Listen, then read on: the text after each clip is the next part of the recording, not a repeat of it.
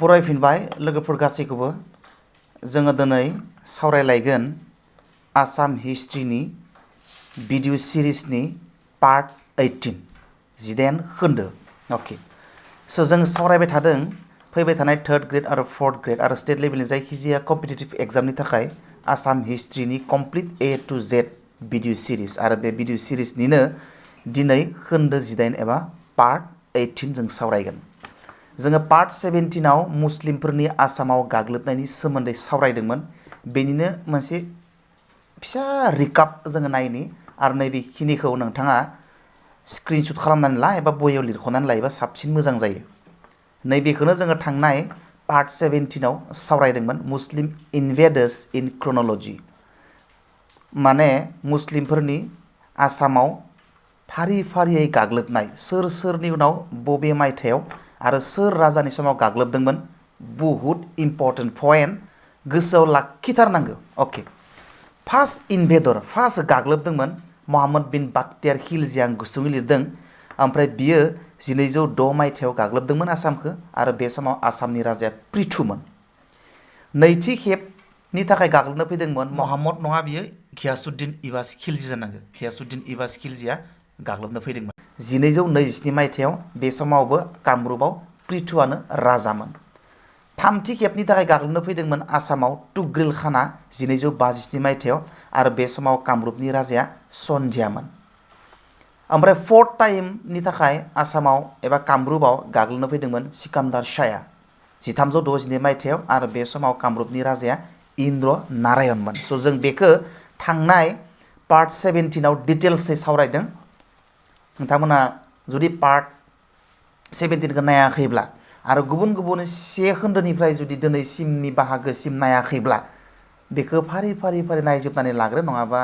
linkage लागायनो हानाय नङा बुजिनो एसे गोब्राब मोनगोन आरो बेनि थाखाय नैबे भिडिअ डिस्क्रिप्शन बक्सआव नांनाय बायदि गासैबो लिंकखौ होना दोननाय जादों अके दिनै जों सावरायगोन थांनाय 16 17 15 माने थांनाय भिडिअफोराव सावरायनाय आयदाफोरनि सायाव माखासे बांसायख' सोंथि अके माल्टिपल चॉइस क्वेश्चंस एमसीक्यूज बहुत इम्पर्टेन्ट आं बुंदों बे एमसीक्यूज खिनाखौ नोंथांमोना नोट खालामनानै ला आं बुंदों माने मुस्लिमफोरा आसामाव गाग्लोबनो फैनाय आरो आसामनि आर्ट एन्ड कालचार बेनिबो कुइसन थानो हागौ जों नायलांबाय थानोसै मा माने जायखिजाया जोङो थांनाय भिडिअफोराव सावरायनाय आयदाफोरनि सायाव नैबे जाबाय इम्पर्टेन्ट एमसीक्यूज एकदम इम्पर्टेन्ट दै आं बुंखादों बहुत इम्पर्टेन्ट सोंथि फैगोनबा बेफोरनिफ्रायनो फैगोन अके से नाम्बार सोंथि ताबाकुत इ नासरी बिजाबखौ सोर लिरदोंमोन नैबे जों सावरायखादोंमोन सावरायनायाव जों रायलाय माने डिटेल्स बाथ्रा मिथिखादों बेयाव नैबे मिनहाजुद्दिन सिराज रिंसारथिफोरखौबो गोगोमै सोलोंना लाखा खेब्रै खेबबा 10 बारसो बुंनानै सालाय बिजौआवनो मख'नो हानाय बायदि गोरलै जानांगौ मालाबा जारिमिननि सोदोबफोरखौ माखासेखौ गोरा गोरा मोनगोन नोंथांमोना जेब्ला नोंथांमोना मोजाङै खेबसे माने बोनायनि उनाव आरोबाव खनले बोनानै बेखौ इजि खालामनानै लाया नङाबा बेबायदि हांखो दाजाबाय थायोना ओंखायनो मालाबा खायसेया गोरा मोननो हागौ मिनहाजुद्दिन सिराज बेबायदि खेब्रै खेबबा 10 बारसो बुंनानै इजियै खुगा बिजौआवनो फैनाय माने सालाय बिजौआवनो फैनाय बायदि खालामनानै ला अके 2 नाम्बार सोंथि मोहम्मद बिन बाख्तियार खिलजिया बबे रायजो बेंगिरिमोन बेबायदि जानांगौ आरोखि बे सोंथिया मोहम्मद बिन बाख्तियार खिलजिया बबे रायजोनि रायजो बेंगिरिमोन बहुत इम्पर्टेन्ट मोनब्रै अपसननि बबे मोनसे कारेक्ट नै बिहारनि बेयो मोहम्मद बिन बाख्तियार खिलजिया बिहारनि गभर्नरमोन स' बिनि एन्सारा ख अपसन अके थांसै नेक्स्ट 3 नाम्बार सोंथि मोहम्मद बिन बाख्तियार खिलजिया बेंगलनि लखनौतिखौ नैयाव बेसेबां मायथाइयाव दखल खालामदोंमोन बेबो इम्पर्टेन्ट बिनि राइट एन्सार अपसना जाबाय नाम्बार ग 1202 मायथाइ थांनोसै नेक्स्ट 4 नाम्बार सोंथि गाहायनि बबे मोनसे अन्थाइ लिरथि माने रक इनस्क्रिप्शनाव मोहम्मद बिन बाख्तियार खिलजिनि आसाम गाग्लोबनायनि सोमोन्दै मख'नाय दं बहुत इम्पर्टेन्ट बेखौ गोसोआव लाखिखानांगौ आरो मोहम्मद बिन बाख्तियार खिलजिया जे कामरुपाव गाग्लोबनो फैदोंमोन ओमफ्राय बेथाया माने कामरुपनि राजा पृथुजों होख्रांजानानै हरदों बेनि सोमोन्दै जों बबेयाव मोनो फुंखा हिसाबै बे जाबाय नैबे ग नाम्बार अपसन कानाय बरहिब'आ बहुत इम्पर्टेन्ट बेबो थांसै नेक्स्ट कामरुपनि सोर राजानि सासननि समाव महम्मद बिन बाख्तियार खिलजिया कामरुपआव गाग्लोबफैदोंमोन बेखौ दहायनो बुंखाबाय नै पृथु बहुत इम्पर्टेन्ट गोसोआव लाखिथारनांगौ ग नाम्बार सोंथि गेजेर आसाम माने मिडियेबल आसाम हिस्ट्रि गेजेर आसाम जारिमिना माब्लानिफ्राय जागायजेनदोंमोन बहुत इम्पर्टेन्ट बे जाबाय नैबे ग नाम्बार सोंथिया बेंगलनि सुल्ताना गाग्लोबनायनिफ्राय माने मिडियेबल आसाम हिस्ट्रिया जागायजेनो आरोखि थांसै नेक्स्ट कुइसन नाम्बार 7 आसामखौ गाग्लोबग्रा गिबिसिन मुस्लिम खुंगिरिया सोरमोन जों दहाय रायलायखाबाय बहुत इम्पर्टेन्ट महम्मद बिन बाख्तियार खिलजि अपसना नैबे नै मोनसेया महम्मद बिन बाख्तियार खिलजि बहुत इम्पर्टेन्ट कुइसन नाम्बार 8 बाख्तियार खिलजिया सोरनि सान्थ्रि गाहायमोन बेबो इम्पर्टेन्ट बा ओरैबो सोंनो हागौ महम्मद बिन बाख्तियार खिलजिया सोरमोन बेबायदिबो सोंनो हागौ अब्ला बियो कुतुबुद्दिन आइबेकनि सान्थ्रि गाहायमोन बियो कामान्डारमोन आरोखि सान्थ्रि गाहायमोन बियो ओके थांसै नेक्स्ट कुइसन नाम्बार 9 सोर राजानि समाव कामरुपआव गिबिसिन मुस्लिमफोरनि गाग्लोबनाय जादोंमोन बहुत इम्पर्टेन्ट सानैजोंनो एसे गोरोबो आरोखि सानैखौ हाबानो नैबेखौ बाहाय अब्ला बिनि राइट एन्सार अपसना पृथु बहुत इम्पर्टेन्ट ओके नेक्स्ट थांसै जों दा 10 नाम्बार सोंथि इल्तुतमिशनि फिसाला महम्मद शाहया कामरुपखौ गाग्लोबनाय समाव कामरुपआव सोर राजाया सासन खालामदोंमोन मिथिखा पृथुआनो सासन खालामदोंमोन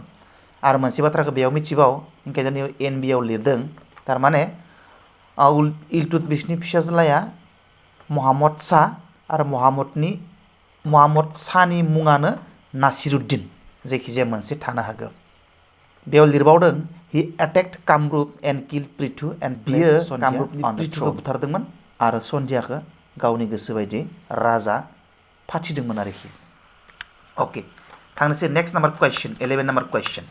महम्मद बिन बाख्तियार खिलजिनि कामरुप गाग्लोबनाय समाव कामरुपनि सोर मेस सुबुङा बयनिख्रुइबो गिबिसिन इस्लाम धोरोम आजावदोंमोन बेखौ मिथिखायो जों सावरायखादों आली मेस बहुत इम्पर्टेन्ट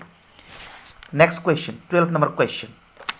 बाख्तियार खिलजिया मा मायथाइयाव कामरुप गाग्लोबनो फैदोंमोन बहुत इम्पर्टेन्ट गोसोआव लाखिथारनांगोन 1910 महम्मद बिन बाख्तियार खिलजिया 1910 मायथाइयाव कामरुप गाग्लोबनो फैदोंमोन बहुत इम्पर्टेन्ट कुइसन नाम्बार 13